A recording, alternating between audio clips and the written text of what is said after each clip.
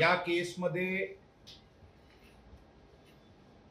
120B criminal conspiracy, 467 forgery, 201 destruction of evidence, 213 आणि 214 obtaining gift for destruction of evidence हे कलम काल लावण्यात आलेली आहे. या 304 IPC चे जे culpable homicide not amounting to मर्डरचे केस दाखल झाला होता. यामध्ये अशा समोर आलेली आहे की 19 तारीखला 11 वाजताचे सुमारास जे ब्लड सॅम्पल जुवेनाइल एक्यूज्ड ची ससून हॉस्पिटलला कलेक्ट करण्यात आली होती, ती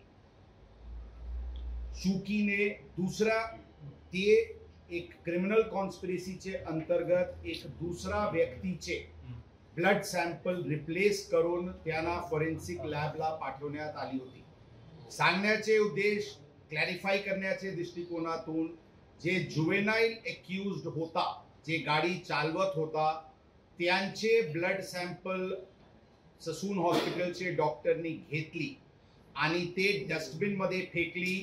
एका दुसरा व्यक्तीचे ब्लड सॅम्पल काढली, त्याचेवर डॉक्टरनी सील केला की हे जुवेनाइल आरोपीचे नाव लिहून की हे यांचे ब्लड सॅम्पल आहे आणि त्यांना फॉरेन्सिक लॅबला पाठवण्यात आली.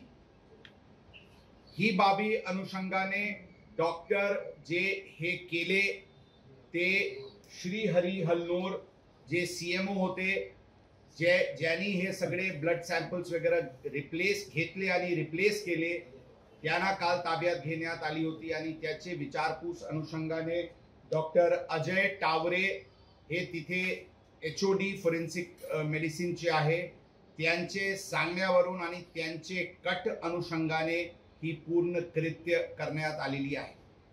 ही बाबी आम्ही आपल्याला यापूर्वी सांगितले होते की ती शंका किंवा ड्यू डिलिजन्सचे दृष्टिकोनातून रात्री एक दुसरा हॉस्पिटल औंध मध्ये जे आहे सरकारी हॉस्पिटल, तिथे जुवेनाइल आरोपीचे एक सेकंड सॅम्पल घेण्यात आली होती.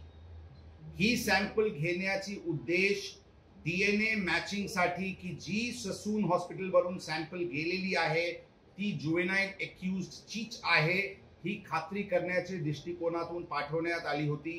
आणि काल जे आम्हाला फॉरेन्सिक रिपोर्ट प्राप्त झाले त्यामध्ये औंधचे सॅम्पल हे जुवेनाइल एक्यूज्डचे आहे आणि त्यांचे वडिलांचे पण सॅम्पल आम्ही घेतली होती.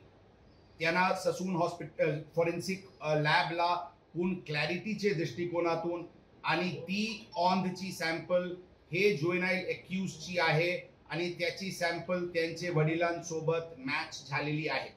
परंतु ससून हॉस्पिटलची जी सॅम्पल आहे ते जुवेनाइल एक्यूज्डची मॅच होत नाही, म्हणून हे थर्ड पर्सनची सॅम्पल आहे. हे स्पष्ट फॉरेन्सिक रिपोर्ट वरून काल संध्याकाळी झाली होती. त्याचे नंतर हे डॉक्टर्सला ताब्यात घेऊन विचारपूस करून त्यांना अर्ली मॉर्निंग आवर्स मध्ये कलम वाढून अटकची कारवाई करण्यात आलेली आहे. आज त्यांना कोर्टात प्रोड्यूस करून पोलीस कस्टडीचे डिमांड करण्यात येईल. आणि यामध्ये कोणाची सॅम्पल होती जे रिप्लेस करण्यात आलेली आहे ते एव्हिडन्सच्या दृष्टिकोनातून आणि पूर्ण ससून हॉस्पिटलचे CCTV TVRs पण आज अर्ली मॉर्निंग आवर्स मध्ये ताब्यात घेण्यात आलेली आहे, त्यांचे पण पूर्ण खात्री सुरू आहे.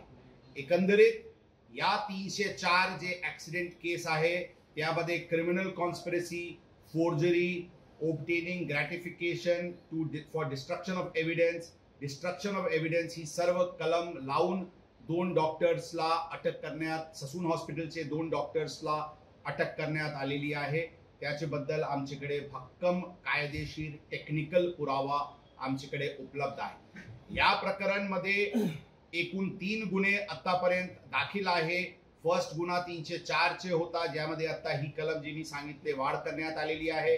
Second offence juvenile justice act अंतर्गत वडील आणि पब मालकांवर चालकांवर दाखल झाली होती, त्यांना अटक करण्यात आली होती. ती सगळे आता ज्युडिशियल कस्टडी मध्ये आहे.